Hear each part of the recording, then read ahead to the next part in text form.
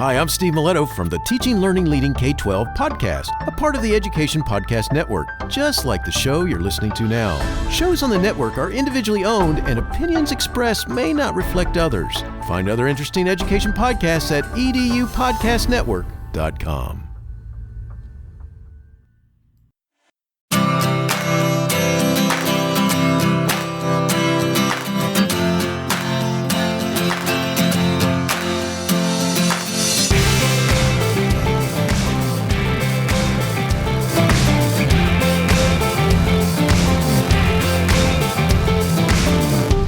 We are recording and we are rolling in 3, 2, 1.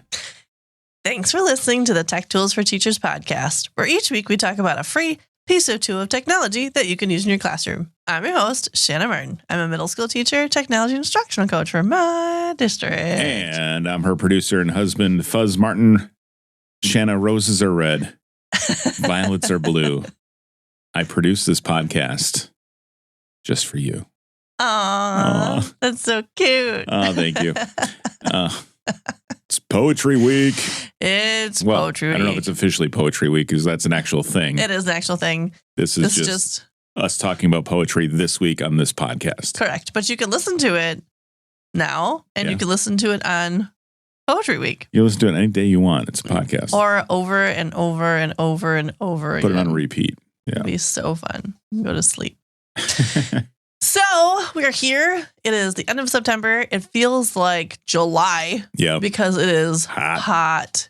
It is so hot. 85 in Wisconsin at the end of September is no bueno. No, it's not fun. Yeah. But we were embracing it with apple and pumpkin things. So that's right. That. You are drinking an apple coffee right now, and we had a pumpkin scone before we came in. We did. Because we are we are childless today, so we were able to stop and get coffee and a scone and not have to share them. Right, exactly. So that's fun. Yeah. So we're here, episode 218, and cruising along through the school year. I mean, not through, but we're kind of getting into the routine now, which is nice. The kids kind of know expectations, and it's going. It is. Yeah. Yeah. So 2 very cool sites. I've been supporting some of our staff, and they've been looking for ideas of like building in different increments of reading to support all of their students' needs. And as I was digging around finding cool ways for kids to learn different reading techniques, I came across a couple of fun sites that I thought would be great to share with everybody. So the first one, because we are talking about poetry, and you can use poetry, obviously, anytime during a literacy unit, but it's also great for some of our lower readers or those that struggle with long portions of reading. Sure, yeah. So that way it's more engaging. Walls of text. Yes. So the first one is shellsilverstein.com. Fun. SHELSILVERSTEIN.com. So shellsilverstein.com. I know back in the day, reading Where the Sidewalk Ends and Giraffe and a Half and The Giving Tree. Yeah. Like those are classics. Falling Up. Everybody loves these stories and the books and learning to read them and recite them. And so this site actually is really great. There is fun. So you can click on fun. And there's printables, there's wallpapers. What I really like in the fun section, though, is there's videos of Shel Silverstein's poems. And you can watch them. Like, you don't have to be connected. I mean, obviously you have to be connected to the internet, but they come up on YouTube too. Yeah. And you can click on the poem and then the little line drawings that he's known for, like, come to life as the poem's being read. It's a great way to engage kids in poetry and also like reading the stories and seeing them kind of active, which is cool. So these books that you probably have in your classroom can come to life for kids, which I love. And then there's a list of his books. So you can go through and you can see like the different pieces of all of his books. There's the About Shell background. So you can see like his history. And if you've got kids doing biographies, that would be helpful. I didn't realize that Shell looked the way he did. I always imagined him like, because obviously You're a teacher, so you go into this all the time. And I've seen like author studies of him and stuff. Yeah. I've always pictured him as like an old man with gray floppy hair or something. And no, he's bald head, beard. Yeah. I mean, he passed away in 1999. Yeah. So. But yeah, it's kind of funny. And that's why I think it's so great for kids too, is they like actually when they get to meet the authors, or they get exposed to the authors that are writing their books. Like it's a cool way to connect kids to different people. And they have a whole background like on him, which is great there. They have what's new and just kind of like general updates with the books or when different celebrations are happening about his books or his poems. And then what I really love too is there's a whole section of learning resources for teachers. So there's lessons built in and activities that you can go through if you're doing a poetry unit, or they have a thing called the Celebration. The Celebration. Love it. And so they have years past what that looked like and then how you could build it into your classroom now. There's also supports for Poetry Month, which is happening every year. So you have different resources for Poetry Month, which is great. And there's drawing booklets that like teach you how to draw the way he does with those little like line drawings that they're known for. So there's just a lot of really cool resources to encourage kids to learn more about Shel Silverstein, but also connect to those books you already have in your classroom. Yeah. And the poems are fun and they're engaging. So there's lots of cool resources for a teacher in here, or families at home. If you want to encourage families to do like Celebration at home, you can do all of that. So shelsilverstein.com has really, really great resources and encouraging kids for poetry. One mossy forenoon, Ronnie woke and heeked outside his pole, and he saw all the wugs and berms a-cheesing in the frold. Well, that's fun.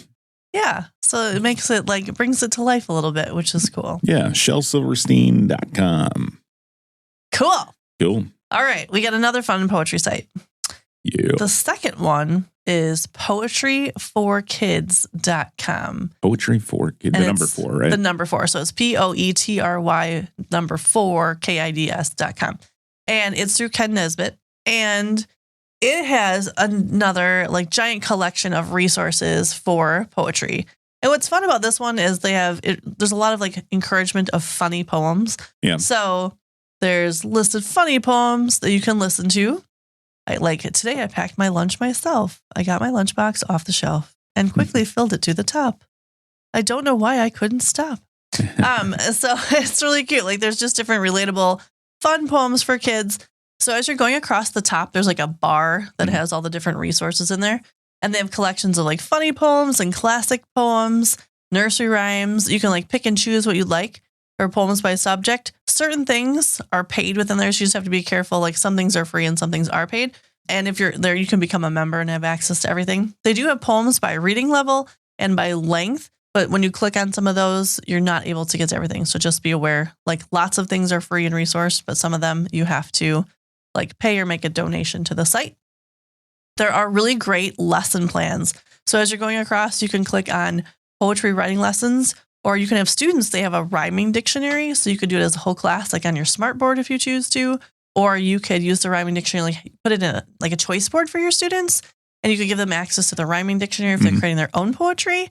They'd have those options. They also have like lists of rhyming words. So there's all different types of resources that you can use while planning poetry lessons and activities that you're doing with your students. They also have like different ways to engage students in poetry with like a terms dictionary too, which I always appreciate. There's always a lot of different vocabulary, like alliteration and ballad and syncane and different types of poetry that's, you're always trying to explain it to students. And here's another resource to explain it to kids, which is great because we always need additional ways to teach things. Yes. Because it doesn't always work the first time or the second time or the third time, as we know. And again, with those resources, there's all about the author. So you can look at Ken Nesbitt and you can see the different like author history background. If you have kids that are doing biographies, like that's a great place to pull information from. There's also connections to blog. And then of course you always have access to books that you can go through as well. And then along with like media and games. So there's different ways to connect to poetry. There's different options for students. There's different options for teachers. to engage students in poetry. And there's just a lot of great resources that you can use and encourage kids to try out poetry in your classroom. Yeah. And if you do want to support in this show, that the Tech Tools for Teachers podcast is all about free resources for teachers. But if you do want to support them, it's only $1 a month if you pay for a year. So it's $12 for the year. But that's $12. So I mean, depending totally on up to you. Yeah, resources are, but it is a reasonably priced one to get access to like reading level, like specific things at reading levels. Yeah. Which would be helpful. Yeah. I really do like the poems that they have the ability to play the audio, which is good, and it sounds good The too. reason Vance learned how to dance. The reason Vance learned how to dance was for his high school prom. He knew he needed lessons, so he went and asked his mom. Same. So anyway, very cool. Poetryforkids.com, number 4. Love it. Yeah, just so many very cool things. Also, as we were like digging through, as I was like, because poetry is actually a requested support source. Like people ask for my support with poetry often because they don't want to teach it the same way or they want to mix it up.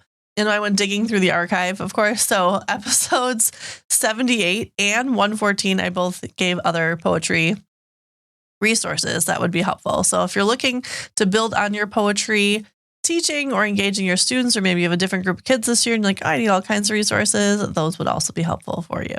Wow. 100 episodes ago, more than 100. I know. It's fine. Crazy. Well, there you go.